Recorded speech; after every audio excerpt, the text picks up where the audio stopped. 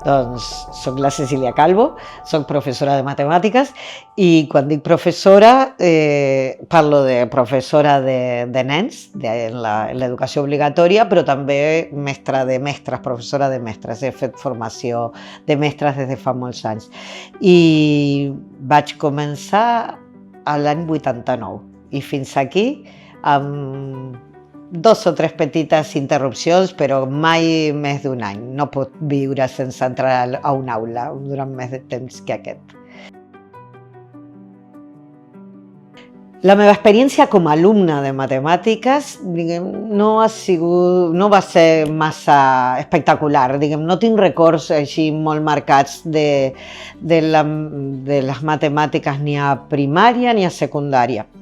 Està clar que no em costava, i no recordo haver estudiat mai per classe de matemàtiques fins el gran moment d'arribar al batxillerat. Ahir sí que tot va canviar. Jo vaig ser molt més conscient de la meva relació amb les matemàtiques a partir del batxillerat i van ser les primeres vegades que vaig entendre que això era una cosa que s'havia d'estudiar i no solament estar a classe i després quan amb això tenia prou. Va ser un xoc important per mi el batxillerat, van ser les primeres vegades, les meves primeres vegades de moltes coses en relació amb les matemàtiques en el batxillerat.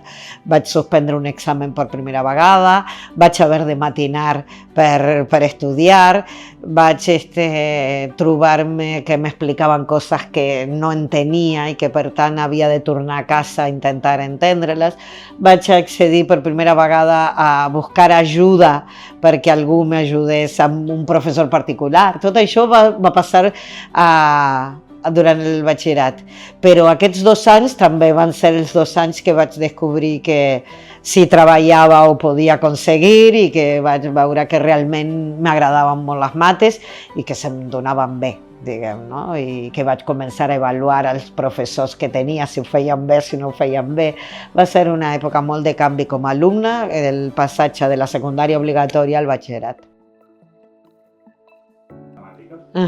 Sí, això va començar quan he dit en l'Institut de Professors Artigas, que l'abreugem com a IPA, que no és una cervesa sinó un centre d'estudis. Doncs ahir vaig tenir 4 cursos de didàctica. És uns estudis de 4 anys i cada any tens uns estudis de didàctica. I sempre combinen la pràctica amb la reflexió més teòrica. I ahir vaig començar a tenir, contacte amb coses de didàctica que potser eren com molt pràctiques, no eren teòriques, no eren, teories per l'aprenentatge de les matemàtiques, però havia alguna coseta i el cert és que algunes de les professores que vaig tenir ahir de didàctica ja venien de tant en tant a Europa a fer algun congrés, alguna cosa, i ja tenien com més idea de les coses que s'estaven fent en didàctica a les matemàtiques en el món.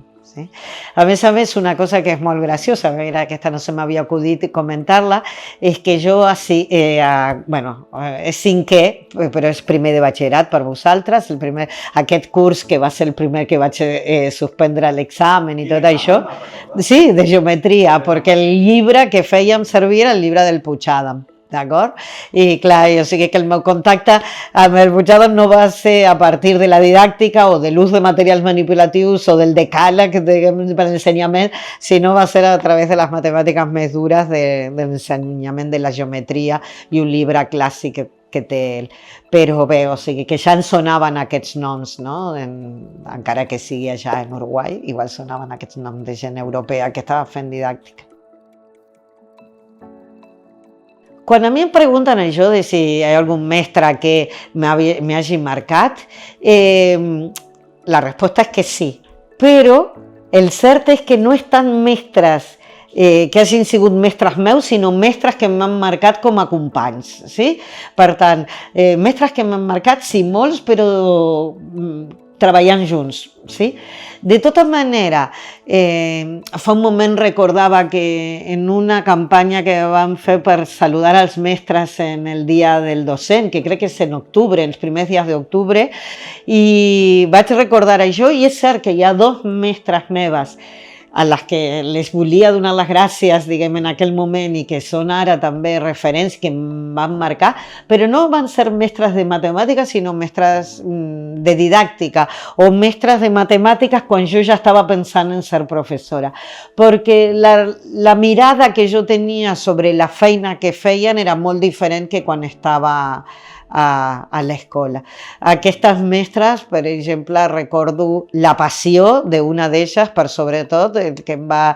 és que m'hagués encantat que aquesta mestra, que es deia Viva Gilboi, hagués conegut l'Anton Aubanel, diguem, ja no es pot fer perquè la Viva va morir fa uns anys, però és que en realitat eren ànimes bessones, no? Aquesta idea de donar saltets d'emoció en l'aula i transmetent això, a la Viva li agraeixo molt això, el rigor per una banda, però per una altra banda l'entusiasme que transmetia, i després a la Edda Rodríguez, que va ser, diguem, la mestra que em va explicar que tan important era planificar les classes, que tan important era pensar en cuidar molt bé la pissarra que tu escrivies, no? Perquè d'ahí era el que els alumnes mirarien i que per tant no podia ser poc polida, havia de ser ordenada.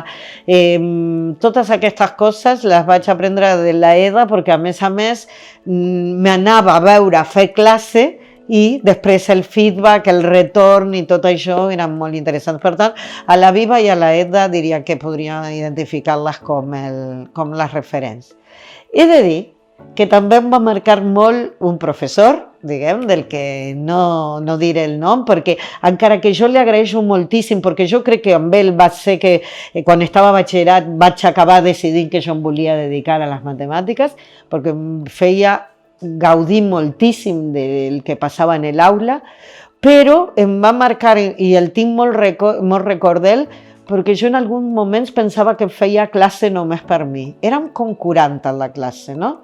Però ell feia classe només pels que l'entenien, diguem, no?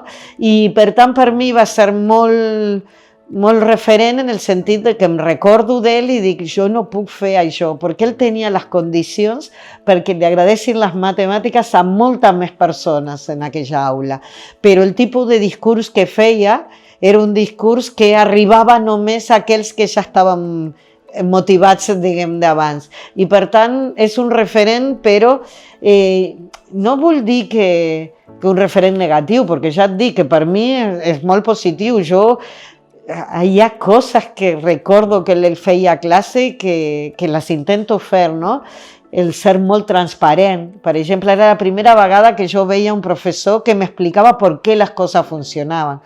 I en aquest punt, diguem, li agraeixo molt. Però també reconec que a mi no m'agradaria ser una professora que només li parla al 10% de la classe. Jo vull ser una professora que li parla a tots, diguem, no? Que té en consideració la diversitat, diguem, en tots els sentits, no la diversitat de que hi ha alumnes que tenen molta facilitat i alumnes que tenen moltes dificultats, sinó que hi ha alumnes que són més visuals i altres són més numèrics, o alumnes que tenen uns interessos i uns altres, i per tant, diguem, el record d'aquest mestre m'ajuda, diguem, a ser molt més conscient de a qui li vull parlar quan estem fent classes.